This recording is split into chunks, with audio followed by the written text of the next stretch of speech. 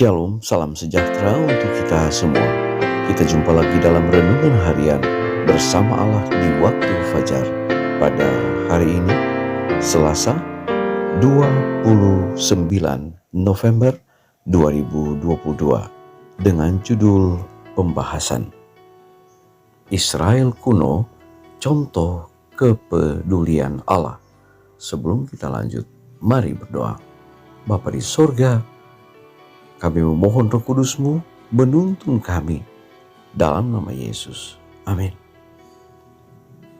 Ayat tema kita diambil di dalam Yehezkiel 36 ayat 29 dan 30. Firman Tuhan berkata, "Aku akan melepaskan kamu dari segala dosa kenajisanmu, dan aku akan menumbuhkan gandum serta memperbanyaknya, dan aku tidak lagi mendatangkan kelaparan atasmu." Saudara-saudaraku yang kekasih, prinsip-prinsip yang dibentangkan sebagai petunjuk kepada orang Israel harus diikuti oleh umat Allah sampai masa kesudahan. Kemakmuran sejati bergantung atas hubungan perjanjian kita dengan Allah selama-lamanya. Kita tidak akan dapat mengadakan pemaduan prinsip dengan jalan mengadakan persekutuan dengan orang-orang yang tidak takut kepadanya. Ada bahaya yang tetap bahwa orang-orang yang mengaku Kristen akan datang kepada pemikiran bahwa supaya dapat memengaruhi orang-orang duniawi, maka mereka sampai kepada suatu hal yang tertentu mengadakan penyesuaian dengan dunia. Karena meskipun jalan yang seperti itu tampaknya dapat memberikan keuntungan besar, hal itu akan berakhir dengan kerugian rohani. Tuhan membuat perjanjian dengan Israel bahwa jika mereka mau mematuhi perintah-perintahnya, Dia akan memberi mereka hujan pada waktunya. Tanah itu akan menghasilkan panen yang melimpah, dan pohon-pohon di ladang akan menghasilkan buahnya. Dia berjanji bahwa pengirikan mereka akan menghasilkan panen. Hasil panennya akan bertahan sampai waktu tanam, dan mereka akan makan roti mereka sampai kenyang dan tinggal di tanah mereka dengan aman. Tetapi jika mereka mengabaikan persyaratannya, Dia akan menganggap mereka tidak setia.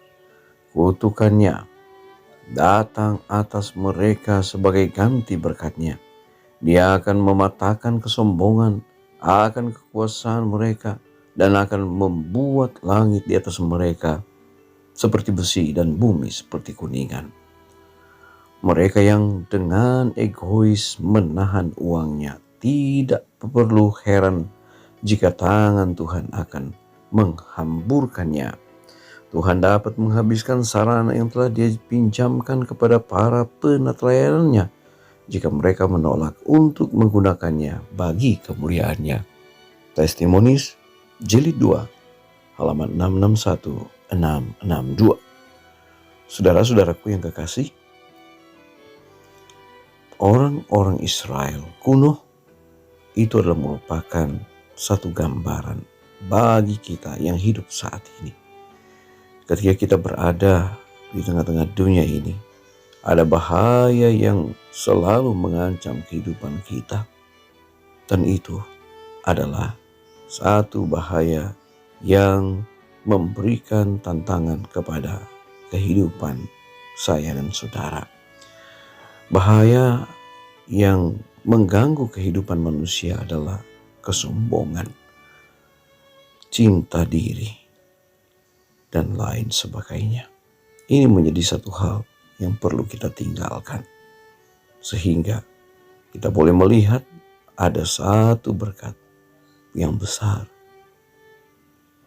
yang Tuhan telah sediakan bagi kita yang mau dengan setia melayani Dia dan setia kepadanya.